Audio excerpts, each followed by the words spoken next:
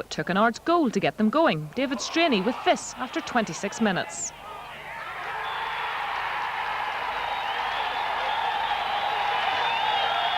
Portadown equalised 6 minutes from half-time when Trevor Smith opened his new season's account with this useful deposit. The Ports wrapped it up in the second half with 2 goals, South African defender Colin Climax setting up unmarked Paul Doolan.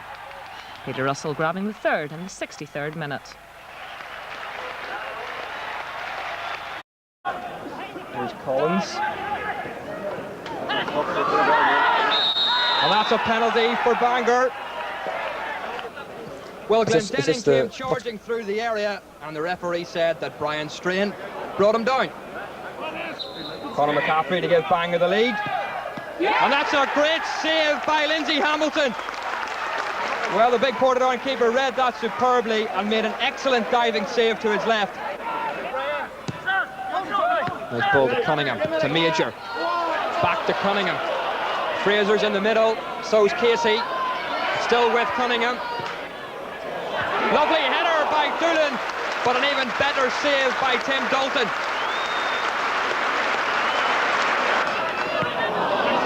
Cut out yet again. Shepherd to Cunningham. Lovely skill from Cunningham. A good shot, but Tim Dalton was well placed. That's through to Casey to Cunningham. Cunningham still. Doolan's in the middle. Here's Fraser. Doolan. And another good stop by Tim Dalton.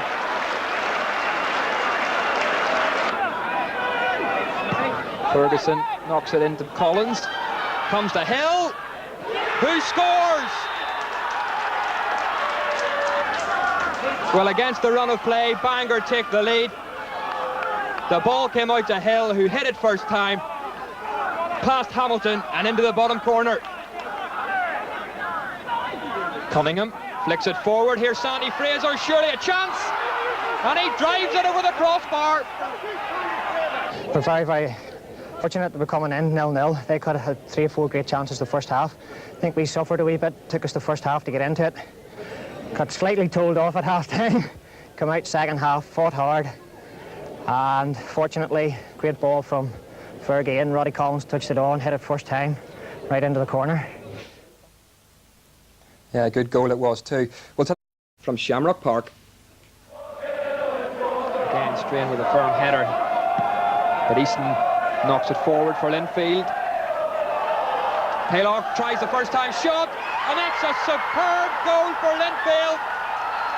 Well, the long ball was launched forward and the Portadown defence just couldn't cope with it. Gary Haylock spotted Lindsay Hamilton off his line, and wasn't that an excellent lob? Barney Russell. Cunningham does well to keep it in and evades Pat Fenlon. Brian Strain inside to Fraser. To Casey. Magnificent save by Wes Lamont. Back to Russell, who floats in the cross. And a super header which rebounds off the post. Well, that was a lovely cross from Martin Russell. Doolan took a dive at it, and his header was unlucky not to go in. And Dornan under pressure from Martin Russell. Dornan does well to Gorman, who is chopped by Colin Clemo, and he gets the red card for a second bookable offence. And Smith manages to keep it in. Inside to Cunningham. Cunningham still. And Lamont makes another fine save. To Fenlon. Out to Nell, who's now switched to this near side. He knocks it forward to Gary Haylock, who's on his own. Haylock! And here's Fenlon for Linfield. Fenlon off to go on his own. Peebles has made a great run through the middle. So is Gary Haylock. Haylock! 2-0 for Linfield. Free kick for Linfield. Fenlon and Campbell are standing over at the moment. Fenlon floats it inside. Hamilton can't control it, and Gorman makes it free for Linfield. Well, what a mess by the Portadown keeper, and the Dundalk Hawk makes it game, set and match to the Blues. Well, that was a lovely cross from Martin Russell.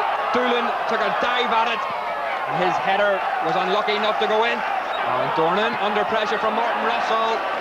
Dornan does well to Gorman, who is chopped by Colin Clemo, and he gets the red card for a second bookable offence. And Smith manages to keep it in. Inside to Cunningham. Cunningham still. And Lamont makes another fine save. To Fenlon. Out to Nell, who's now switched to this near side. He knocks it forward to Gary Haylock, who's on his own. Haylock! And here's Fenlon for Linfield. Fenlon off to go on his own. Peebles has made a great run through the middle, so is Gary Haylock. Haylock! 2-0 for Linfield. Free kick for Linfield. Fenlon and Campbell are standing over at the moment. Fenlon floats it inside. Hamilton can't control it, and Gorman makes it free for Linfield. Well, what a mess by the Portadown keeper, and the Dundalk Hawk makes it game, set and match to the Blues. Obviously delighted to come to Shamrock and win 3-0. Funny enough, I think it was a poor enough performance from us, really. Although in saying that, we've scored 3 goals. The sending off probably changed the game. Wes kept us in the game for 2 or 3 great saves. Portadown salvaged their chances of a quarter-final place, beating Ballymena at the showgrounds. Dean Smith saved Paul Doolan's header here. But in the 53rd minute, when Strain flicked on Major's throw, Doolan slid in to score. 1-0 to the Ports. Ex-Port Stevie Cowan was up against his old club for the first time. Johnny Spig put him clear, but keeper Lindsay Hamilton raced off his line to block. Striker Sandy Fraser almost struck another for the Ports. He fell, recovered, his shot just flashed wide. Though Portadown did grab their second in the 70th minute, a bit of a melee in the Ballymena box, Strain eventually put Doolan in space and he swept the ball past Smith. Ballymena did score a pretty impressive consolation goal 3 minutes from time, a quick shoulder shimmy, a cut back inside Robert Casey, and Barry Patton, formerly of Omagh, scored his first goal for the club. Quickly clear that the Mid-Ulster claim on the Smirnoff crown won't be confined to Mornview Park. At Ballyskay against Distillery, they took the lead in the 2nd minute. Philip Major's free was parried by Collins, and Robert Casey made him pay. The Whites pulled even when Major's poor back pass let in Philip Dykes, but as he tried to set up Totten, Brian Strain sent him tumbling. Philip Mitchell, no problem from the spot. Portadown, though, remained composed. After the restart, Casey's enticing lofted pass found Joey Cunningham, who finished with equal aplomb. Shepherd was the provider in the 56th minute, a fine ball through for a fellow countryman. Neil Candlish looking good in head. On the hour, Portadown were 3 ahead and coasting. Paul Doolan crossed from the right. Casey's header off the post, but eventually tucked away. A 4-goal haul and a red light warning to the rest of the league. At Clandyboy Park. Strong run. Back to Neil Candlish. A first chance for Portadown, perhaps. And it's in by the new man, Ian Ferguson. The former Scottish international making friends quickly with the Port's support. The 2nd goal in the 2nd half, marking the arrival of a new tartan terror to the Irish League. Table toppers, Portadown meet Cliftonville, and the Ports include their amazing striking import, Ian Ferguson. It was an absolutely unbelievable start in the Irish League. And it's in by the new man, Ian Ferguson. Nobody got a better view of the performance than his Scottish striking partner. Absolutely incredible. I mean, his shot was only over his head and he nodded into the net. I'm sure he was delighted, you know. But he's a quality player. I'm sure it wasn't any sort of flash in the pan, and I'm sure you'll be seeing that from Ian every week, you know. But Sandy's pretty handy at tucking the ball away himself. Perhaps Ferguson and Fraser could be the Port's dream team. Last week was certainly a thrill. I'm being very excited, you know. I was on the phone to my family. Dad, I'm playing with Ian Ferguson. Yeah, I mean, certainly going to last week's performance, it kind of, it certainly released me to play more the way I feel like I should be playing. Fraser was one of Portadown's very first imported talents, though he no longer commutes like a handful of other Portadown players. But travelling and then turning out was a problem-free and a very worthwhile experience. Enjoyable, to be honest. You know, it's like having a little mini holiday every weekend, and as long as you play well on a Saturday, they're here Friday to Sunday. You know, they come over, as I say, as long as they play the game and they do well, then they have a good time on a Saturday night and then home on the Sunday. There isn't really a problem with it, you know, at all. Well, joining me now, Bill Clark. Bill, we'll soon be chartering the sea cap to bring all your fellow countrymen over. Yes, and serving haggis sandwiches, no doubt. Quite seriously, though, the foreigners, including the Dubliners as well, what an impact they've made on the league. They've made a terrific impact, but I'm not quite sure if it's altogether healthy. I feel for some of the local lads who must be wondering if they're ever going to get into their own teams. For instance, you've got a guy like Mark Anderson at Linfield. He scores a goal in Europe and doesn't play too often for Linfield. Still, the impact that they have made, I mean, they are crowd players. I mean, Mark Kenny, for example, won the Ulster Cup for Bangor. Mark Kenny is a terrific player, and I'm not knocking some of those star players. They provide tremendous entertainment and they are quality players. But I just think we've gone a bit over the top. I think managers are now getting to the stage where they're looking for a quick fix. They're desperate for points for the promotion-relegation scene. And I think almost anybody who has a Scottish accent can get a game in the Irish League at the moment. Well, you do say that, but I mean, some of the players that have been brought over, they're calibre players at the same time. Oh, they are calibre players, but let's remember, they wouldn't be here if they could get a game in Scotland. I would say Sandy Fraser might argue with you. Well, Sandy's a different case. Sandy lives in Northern Ireland and is a very good player. But we are tending to bring over players who would otherwise be engaged if they could be in their own country. But surely some of that will rub off. I mean, quality players, maybe they'll help some of the local players to lift their game. And we do have our own quality players here. Maybe that'll just sort of give them the nudge in the right direction. It lifts the locals, but it also has adverse effects. Robert Casey of Portadown, a young up-and-coming striker, was playing full-back last Saturday because he couldn't get into his normal place. Well, thanks for joining us anyway. Some controversial opinions as ever. Cunningham, good chance for Cunningham. And it's an own goal. Marty Tabb, the unfortunate defender. And Portadown's amazing import made it 2-0 after 75 minutes. Super strike from the Scot. His third goal in 2 games. Sean Strang did manage to creep Cliftonville back into the game after 84 minutes. So 6 minutes to go to full time. Not according to referee Tommy Deegan. He silenced the benches as he added on an extra 12 minutes and sent 2 Cliftonville players off, both for dissent. First Gary Sliney, and then Mickey Donnelly. Peculiar, but the Ports still went top. The Irish Rugby Football League of the squad. The latest acquisitions to a 10-strong Scottish contingent have been goalkeeper Lindsay Hamilton and the former Rangers and Scottish striker Ian Ferguson. Ferguson's impact has been immediate, literally, with a first-minute strike on his debut against Bangor. Is he likely to make his initial 1-month stay at Shamrock Park more long-term? Everybody's made me feel very welcome so far, and I've enjoyed the football. I mean, obviously I'm 32 now as well, and I'm looking to play first-team football, and if I can get that by coming over here and hopefully maybe keeping up the scoring ratio, then I'll be quite happy to come, yeah. And one of the other reasons for the Port's recent good run has been the form of Lindsay Hamilton, and the goalkeeper knows where the Blues' main striking threat will come tonight. Indeed, Gary Haylock has already spectacularly shown the big Scot what an eye for goal he has at the moment.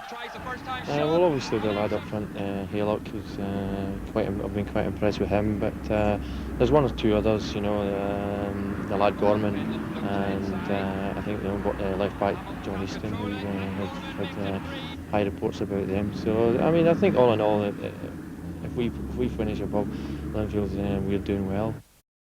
But what a match at Windsor. The Blues completely dominating the first half. The goal in the 11th minute, well worked between Campbell Peoples and Haylock, finally sinking his 14th of the season.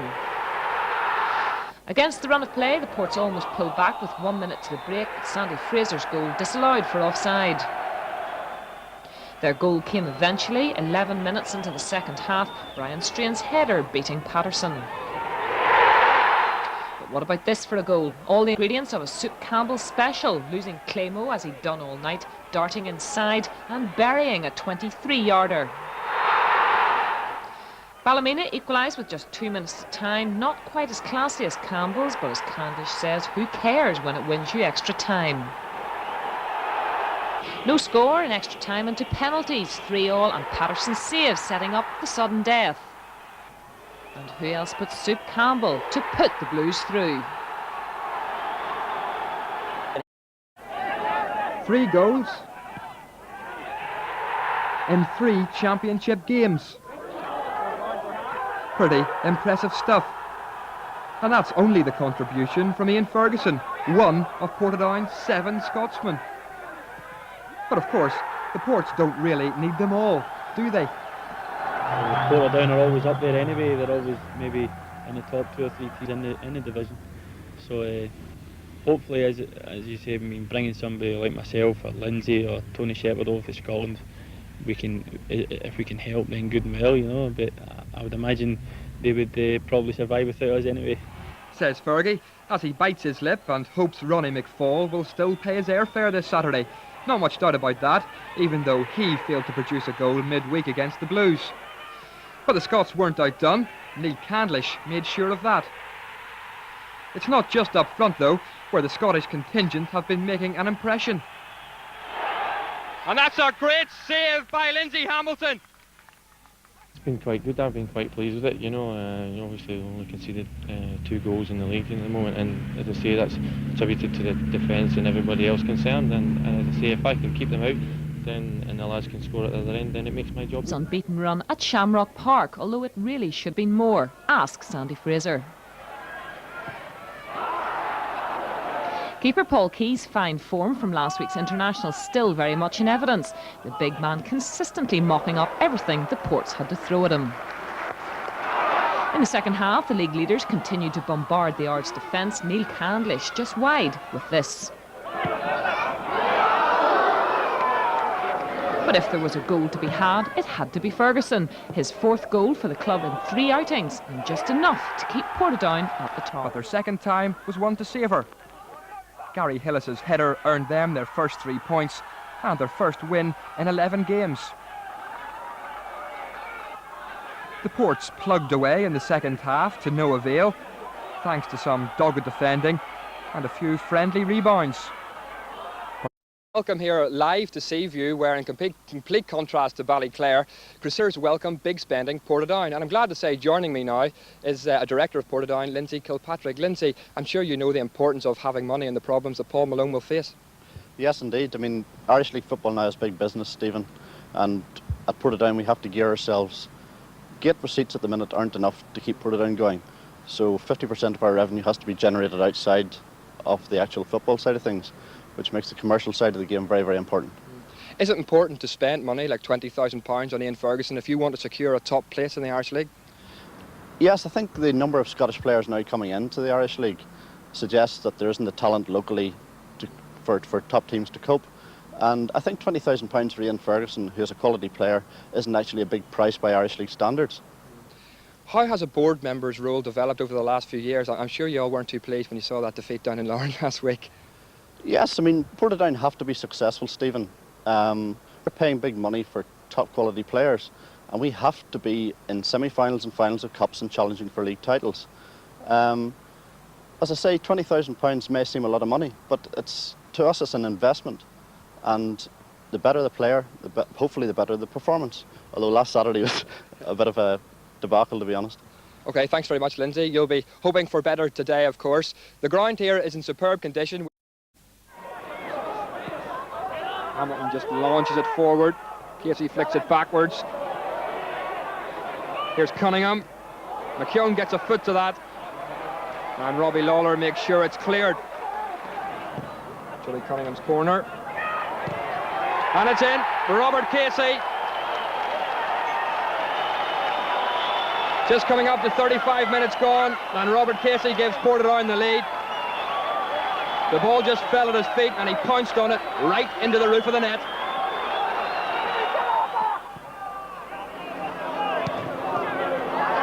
Murray traps that. And here's Glenn Hunter. Burrows is in the centre, Livingstone's to the far post. But Glenn Hunter squares the game himself.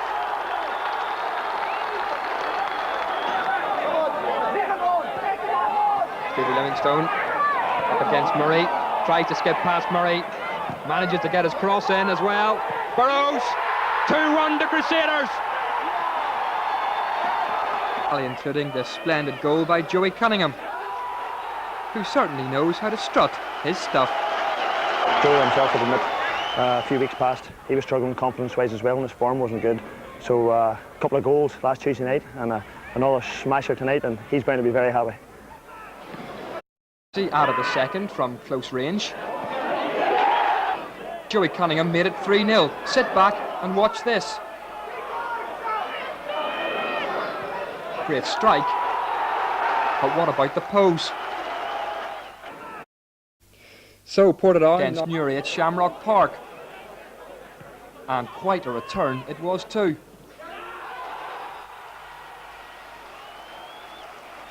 A super strike from one of Portadown's most influential players. Robert Casey added a second goal about 10 minutes later. And it was 3-0 before the break, a goal of 3 elegant steps. First, a jinking run by Joey Cunningham. Then a cracking shot. And a Vogue-like pose to finish. Neil Candlish made it 4-0 in the second half to send the Ports top. But perhaps only temporarily. We had 2 defeats in the trot. So important we got a good start tonight. And I think that was the main difference. We got a wee bit of confidence with an early goal, and we're back up there for a wee while anyway. And Portadown only required 1 goal to see off Cliftonville, a super strike by Sandy Fraser. So that means the Ports play Bangor in the semi-finals. Distillery meet Ballyclare, matches on the 22nd and 23rd of November. After 60 minutes, the other side of Cunningham, a super little ball listened to Fraser. He rounded Paul Rice to score. Seconds later, McCann almost level, but he shot wide with only Hamilton to beat. Now it's Bangor in the semi-final. I think anybody that says in cups like this, you know, they're only Mickey Mouse and it doesn't really matter and the league's the main thing, I think it's really nonsense, because you're going to win a streak, and a team that gets on a winning streak and keeps it, no matter what competition they're playing in, is going to be the most successful. What a game at Shamrock Park. Portadown took the lead after 21 minutes. Candlish with the cross, Shepherd knocked it back, and Russell's deflected shot finished up in the net. 34 minutes in, a little bit of magic from Joey Cunningham. The tricky midfielder danced through the defence, took on the keeper as well. 2-0 to the Ports. The home side made it 3 after 42 minutes. Peter Murray's shot come cross, deceiving Hillen and finding the target. 3-0 at the break. 3 minutes into the second half, Carrick grabbed their opening goal. A neat build-up in the middle of the park, and Sammy Shields won the race to the ball before Alfie Stewart. 3-1. Portadown hit 2 goals in a minute. On the hour, Cunningham took on the defence. Beautiful silky skills from him. 4-1. A simple 5th goal, Candlish with this cross in, and Russell with the vital touch. Anything Cunningham can do, so can Shields. Terrible defence, but a brilliant finish. 5-2. Carrick grabbed their 3rd in the penalty spot. Crawford hitting home.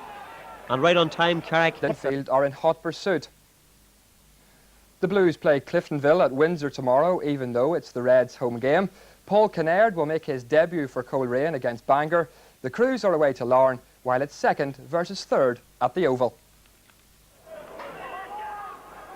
Last week, Portadown had absolutely no problem scoring goals. 5 in all. But at the back, Carrick deservedly sneaked in 4. Something Portadown's keeper didn't appreciate one little bit.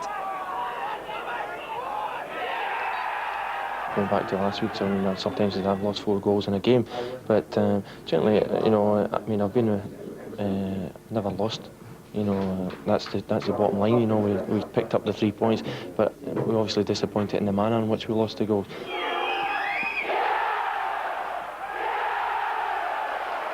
You know, the double save from the penalty was, in hindsight, was probably a saving grace. But as I say, I was happy with that. But obviously, I wasn't happy with the fact that I lost 4 goals.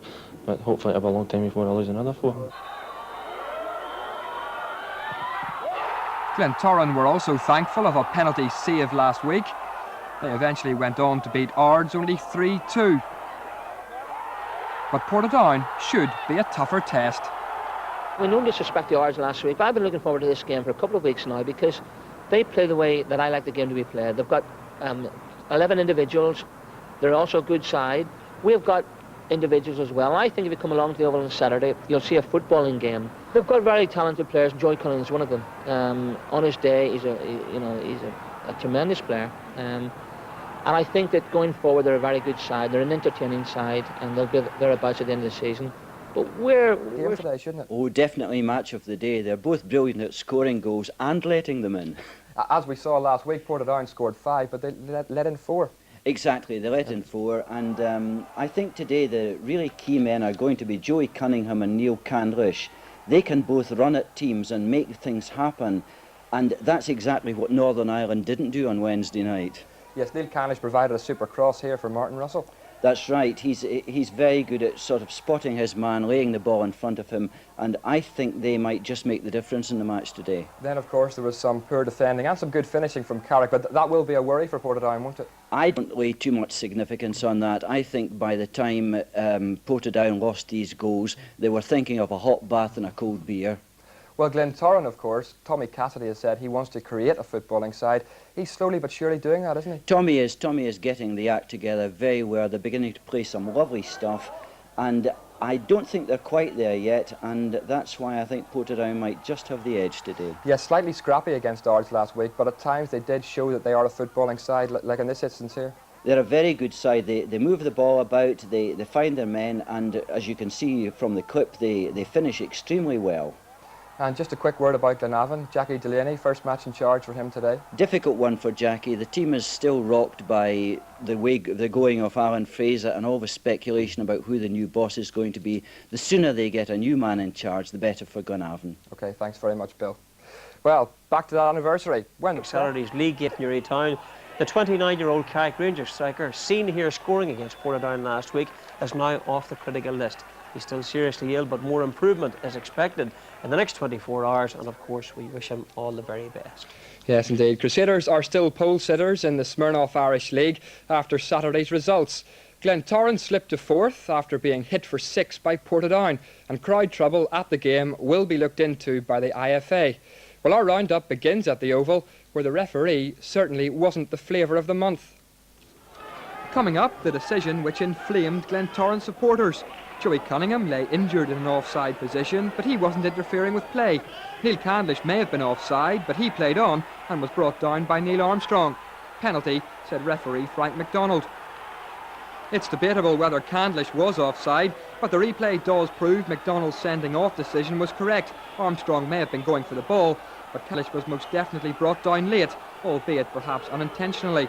No option but the red card. Barney Bowers stepped between the posts, and Martin Russell slotted the first goal past him. 17-year-old keeper Martin McKenzie took up duties in nets. He palmed Joey Cunningham's shot, but Ian Ferguson instinctively followed up. That was after 33 minutes, and right on the half-time whistle, Tony Shepherd launched a long ball forward, and just watch what Neil Candlish did with it. 3-0 to the Ports at half-time. The referee, officials and some players had difficulty leaving the field. Allegedly, missiles were thrown onto the pitch. Glentoran pulled a goal back early in the second half when an unmarked Michael Smith crossed for Norman Kelly to slide in and score. But 2 beautiful Russell free kicks and 2 free headers added up to 2 more Portadown goals. Robert Casey with the first, and Brian Strain used his marker at the far post to nod in the second. 2 minutes from time, Sandy Fraser pointed to Neil Candlish to make a break. He did just that and scored the Port's 6th. Glentoran were unhappy with the referee's performance. He needed a police escort, but the Port's manager was delighted. Yeah, I thought we started off quite well. As I said, obviously the goalkeeper getting sent off probably changed the course of the game a wee bit, but I felt, as I said, up to sending off that we were in control, and I felt they were always struggling to handle the pace and movement of. At Mourneview Park, Portadown led after 26 minutes. Joey Cunningham prodded them in front. Under a minute gone in the second half, and it was 2-0. This time a right and left combination from Neil Candlish. Bangor pulled the goal back in the 59th minute. Mark Glendenning surged into the box and Pete Beattie popped it in from out of nowhere. But Portadown sealed a 3-1 win 8 minutes from time. Tony Shepherd's shot deflected in. And you can see the final between Portadown and Distillery here on UTV on Joey Cunningham signalling early on what an influence he was to be on the night. On the half hour, it was Martin Russell's superb through ball which sent Cunningham in for what was to be his 8th strike of the season.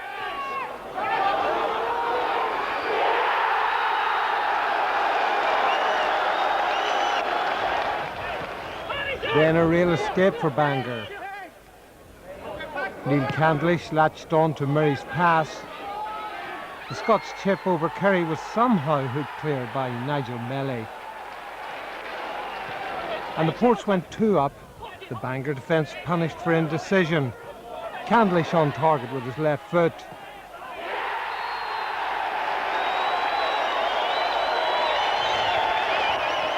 On the hour, the Seasiders' hopes rose. Mark Glendenning's shot was blocked, but just out of camera was Peter Batty, whose effort was deflected home. With 18 minutes left, the Port sealed a place in the December the 6th final. Eventually it was Reggie Dornan who set it up. Tony Shepherd was to come in to fire home his first of the season. Peter Murray agreed the goals had come at crucial stages. All goals come in vital times, you know.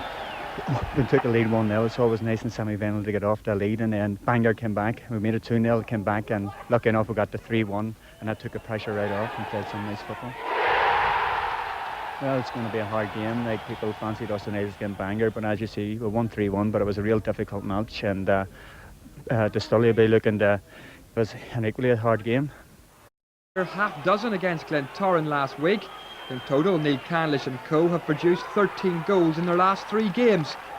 For Coleraine, it's a tough test against a side who are producing some very effective football. And joining us now, live from our studio in Derry, is the manager of Coleraine, Felix Healy. Felix, Portadown are pretty hot at the moment, aren't they? Yeah, they went through a bit of a bad patch a few weeks ago, and they had a good result last Saturday at the Oval. And I watched the game the other night, and they were convincing winners against Bangor. Coleraine haven't been playing too badly either. They're scoring plenty of goals, but unfortunately they're letting a few in at the back, as we saw against Bangor and Crusaders. Yeah, we've gotten ourselves in a position 3 times this year where we've gone and dominated a game. Missed a lot of chances, and got into 3-1 leads and hit the woodwork, and the keepers made a few saves. And but it's been individual mistakes, really, that have cost us. And 1 or 2 things just haven't gone against us, like the goal you're just watching at the minute where it was a freak goal. But there isn't a great deal that you can do about it. Things just haven't gone for us. We're playing quite well. We're happy the way we're playing. We're defending quite well, but as I say, it's been down to 1 or 2 individuals who've been making mistakes. Well, Felix, we saw Tony Gorman scoring there. He, of course, scored the winner against you last year for Portadown. But what's the situation with Tony at the moment? Well, the position is that Wraith made an offer earlier on in the week. The Coleraine board weren't happy with the way they wanted to pay the money. And Jimmy wasn't happy at the particular time. And then he's got a cup final to get ready for on Sunday. And I believe, Felix, that Falkirk are interested now, are they? Well, I believe there are 2 or 3 clubs interested, which generally happens when you go public on a story like that. It creates interest from other clubs. But there'll be a few people there tomorrow watching him as well. And Tony's in the side tomorrow, and I'm sure he'll be a Tony Gorman special set up Colerane's victory over Portadown, and how. No wonder he's on the wanted list across the water.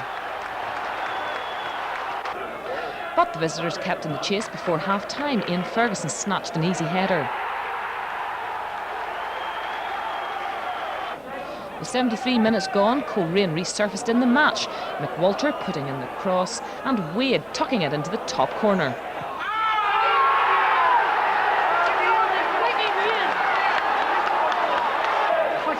And just 4 minutes later, the bandmen made it 3. Paul Kinnaird with the sweeping cross. And Beckett on hand to usher it home. I wouldn't say it was an impressive performance. I think that's the first time this year, really, where somebody's come to us and played us off the pitch, which they did in the first half. The second half we come out and the game was even enough.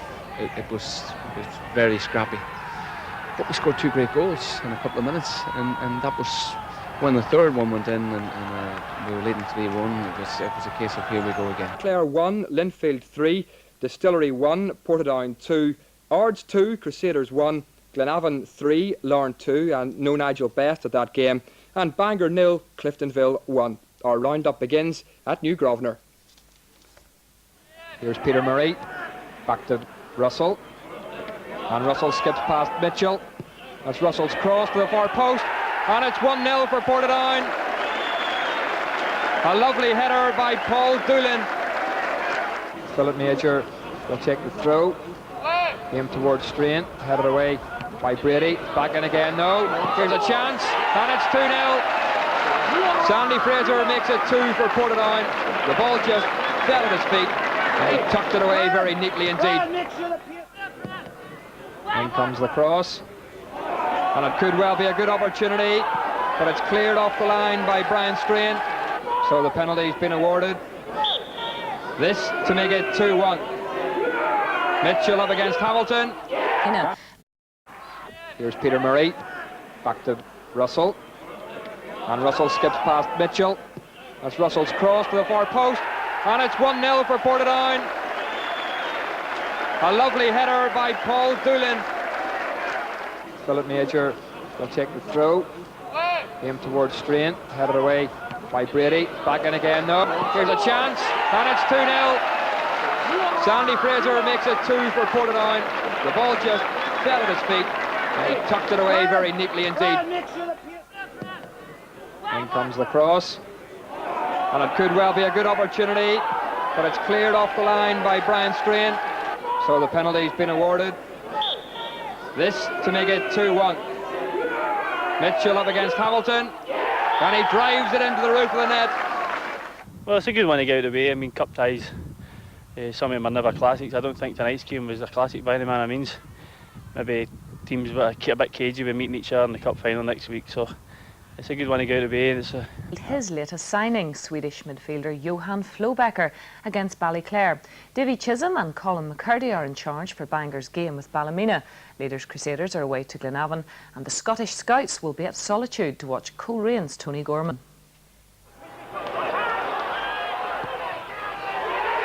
Tony Gorman surely created a blasting impression on Falkirk last week, and the talent scouts will monitor his progress tomorrow. Felix Healy didn't rate his team's performance, but it looked like a pretty impressive victory over Portadown to me. But the Ports got back on the winning track midweek against Distillery. Here's Peter Murray, back to Russell, and Russell skips past Mitchell.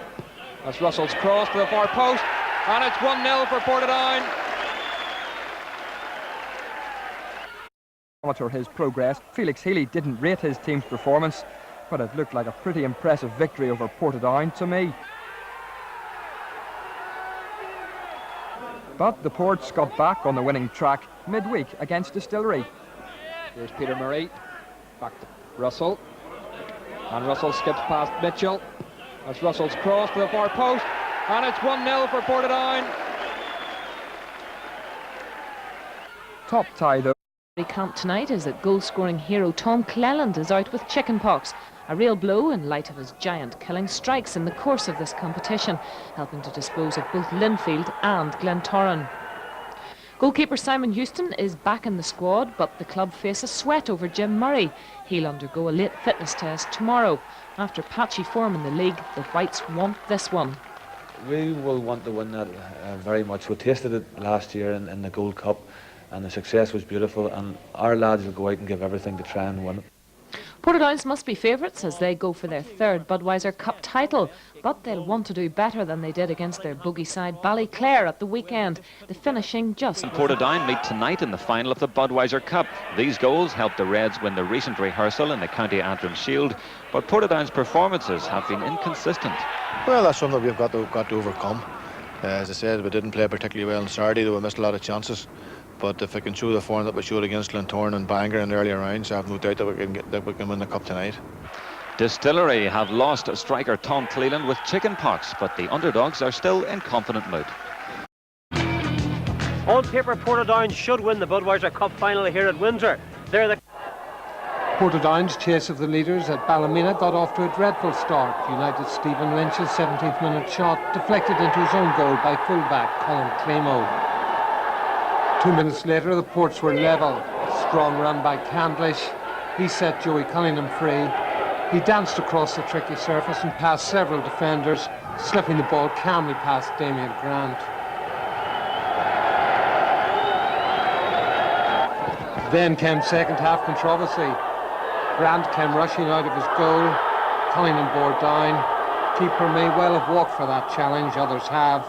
Referee Freddie McKnight, he settled for a penalty award and a yellow card.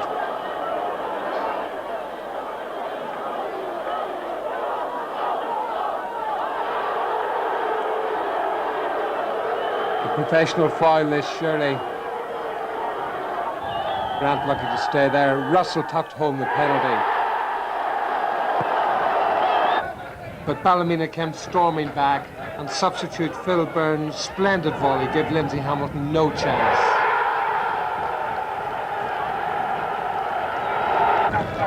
Then, in a furious climax, Hamilton was keeper at the centre of another argument. He gathered the ball, but clearly slid outside the area. Their managers admit they've lost their form. And neither team can afford to lose the points tomorrow. Well, the Ports have lost twice to the Blues already this season, in the Ulster Cup and in the Gold Cup. Then again, it's the Ports who have a trophy in their cabinet, the Budweiser Cup. Portadown pressing forward, into the middle by Major, straight to an unmarked Casey who just can't control it. Here's Russell, and it's 3-2. What an amazing turnaround by Portadown. Yeah, we said it was important to win a trophy, hopefully before Christmas, the Blues Conference. We've done that, but it's no good just sitting on winning one trophy. We've got to go forward and take each game as it comes now.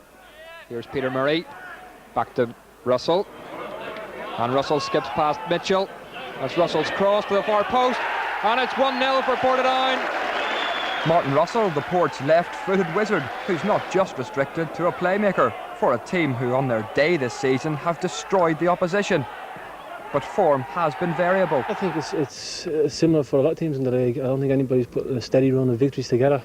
We're no different, but we've got to put that behind us, the recent run, and get back to winning ways as soon as possible. As do Linfield, who stayed in the championship last year, beating Portadown 2-0 at Shamrock Park. That was their last league encounter, and tomorrow for Linfield it could be a case of no slip-ups. Otherwise, no win, no points, and perhaps no title. Well, it should be quite a game. There's no and an effort like that is needed again to beat the Ports, even though they've failed to impress since winning the Budweiser. Control it, here's Russell, and it's 3-2. What an amazing turnaround by Portadown. Well, it's been patchy, Stephen, to tell you the truth. I mean, we've been up and down a wee bit, you know. I mean, we've lost games really that we should have been winning comfortably. That's no disrespect to the opposition. And as I said, we need to get our act together. Well, joining me now is Bill Clark. Bill, Ronnie says he has to get the act together, but so do Linfield, don't they? If Linfield don't get their act together, they could be facing the final curtain pretty soon. And it won't be easy for them today because they've got a new keeper playing in terrible conditions, trying to get used to a set of new defenders. And Jeff Spears isn't at the heart of that defence. And Linfield must be really a bit worried because they've had 2 red cards inside a week. And that is not good discipline, and I think they really have to tighten things up today. Linfield slipped up against Coleraine last week, but Portadown also lost valuable league points against Ballymena, didn't they? Portadown have got it very tough today as well because they've lost Tony Shepherd in midfield. He's suspended, and they're bringing in the Scottish lad Tom Smith. It did lead to Linfield's opening goal. 2 lovely touches from strikers Haylock and Gorman, and a super finish by Pat Fenlon.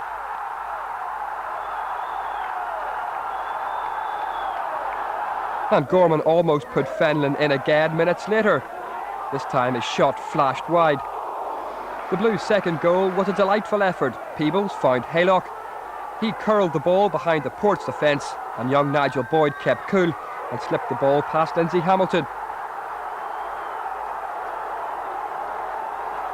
To their credit, Portadown kept plugging away. Neil Candlish hit the bar, and from the corner, Paul Doolan capitalised on a blunder by Wooters, but 3 well-earned points for the Blues. That we've got skill in the team, and if we battle and put the skill along with the battle. Meanwhile, Newry Town made it very difficult for Portadown at the showgrounds. Although the visitors sneaked an early lead when Collins failed to intercept the cross, Casey finished it off. After absorbing a period of heavy Port pressure, Newry hit back. Raymond Burns with the cross and Stokes beating Hamilton. Midfielder Joey Cunningham was the red card casualty in this game for dissent. A bit of lip to referee David McGill in the 78th minute meant he walked, and he'll now miss the big Boxing Day clash with Glenavon. Port's keeper Lindsay Hamilton proved invincible in the nets, fending off... Sure of the side he's inherited. Short term his thoughts are on the Derby game, but long term keeping Coleraine in the Premier Division. At Moorview Park, Port's keeper Lindsay Hamilton was kept busy in the first half. He made a couple of important saves from Sammy Johnson and from Glenn Ferguson, who was fought by Raith Rovers manager Jimmy Nicholl on Christmas Day. The interest is obviously still there. It was an intense, fiercely contested match. Tony Shepherd stabbed a shot off the bar for Portadown. Glenavon haven't beaten Portadown in the league since April 1991, but striker Stevie McBride should have had the game sewn up early. He shot straight at Lindsay Hamilton here, and then when he was allegedly fouled by Brian Strain. At Moorview Park, Brian Strain put his Ports under pressure after allegedly pushing McBride. A penalty was awarded, a rather harsh decision. Stevie looked to have tripped. But who would have bet on McBride pushing it wide? But the big number 10 redeemed himself, setting up an unmarked Glenn Ferguson for the 89th minute winner. It's important to get any points this season, but we were vying with Portadown and some other teams to try and get into this second position.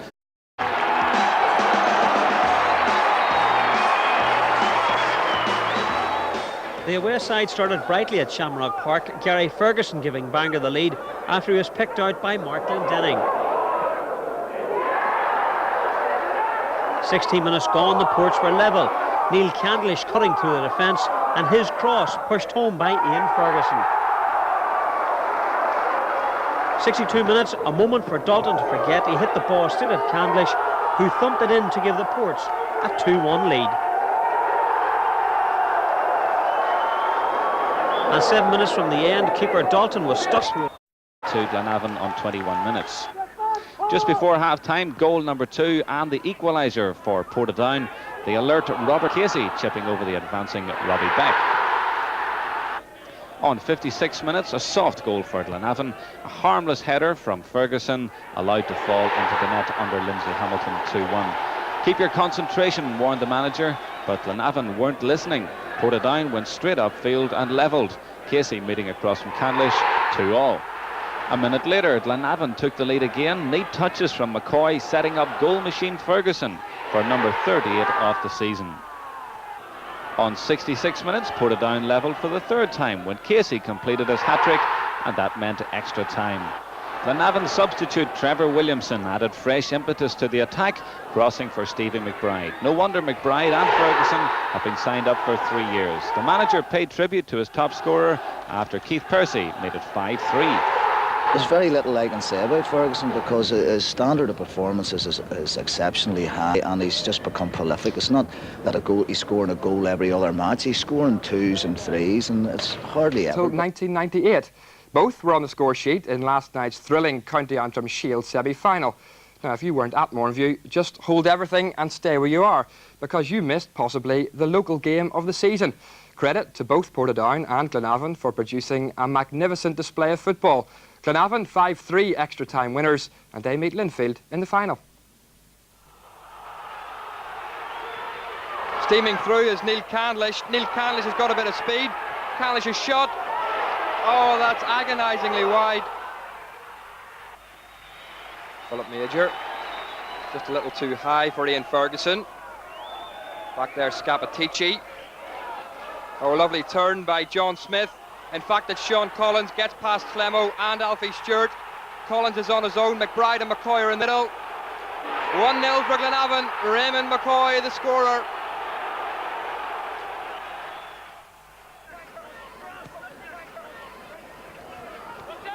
Here's a chance for Portadown perhaps, and Robert Casey takes it. It's one each. We're in injury time in the first half, and Robert Casey squares this game. Collins. Oh, he's robbed by Neil Candlish. Candlish has a little run at the opposition. That's a delightful 1-2 with Ferguson. This to make it 2-1. Good save, Robbie Beck. Here's Peter Kennedy. That's aimed towards Glenn Ferguson. Ferguson's header. It's 2-1 Glenavon.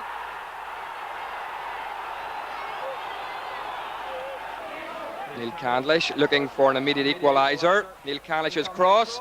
It's 2-2. Amazing football. Robert Casey scores his second and equalises for Portadown in the space of 30 seconds. Raymond McCoy gets past Shepherd into McBride.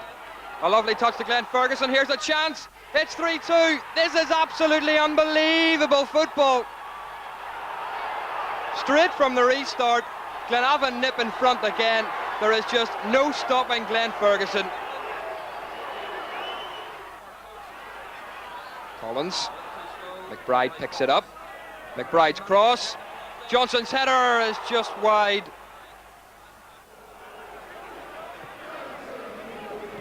That's flicked on for Neil Candlish. Neil Candlish beats off Smith. Candlish's cross. And Casey's hat-trick makes it 3 each. Full time is up. This is possibly a last chance for Glenavon in normal time. Ferguson.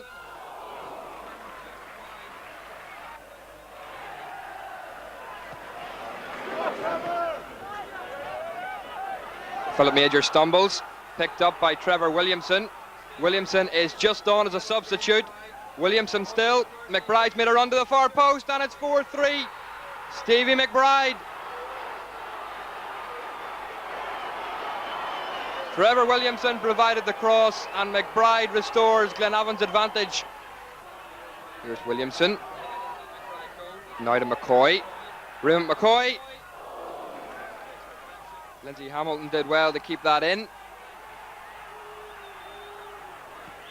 But he need to get back into his goals pretty quickly. Peter Kennedy tries an adventurous one. Oh, great effort from Kennedy. Approaching the end of extra time. McCoy's corner. 5-3 to Glenavon. Keith Percy ensures that the Lurgan Blues go through to the final of the County Antrim Shield. Well, I'm delighted to get them in the final because we're here about 6 or 7 weeks and we're very pleased with the way things are going, and this is a bit of a bonus now to get into the final. Obviously we haven't achieved anything until we win a few, but we're there and it's a big game against Linfield and we're looking forward to that. Trust me, it was an unbelievable match.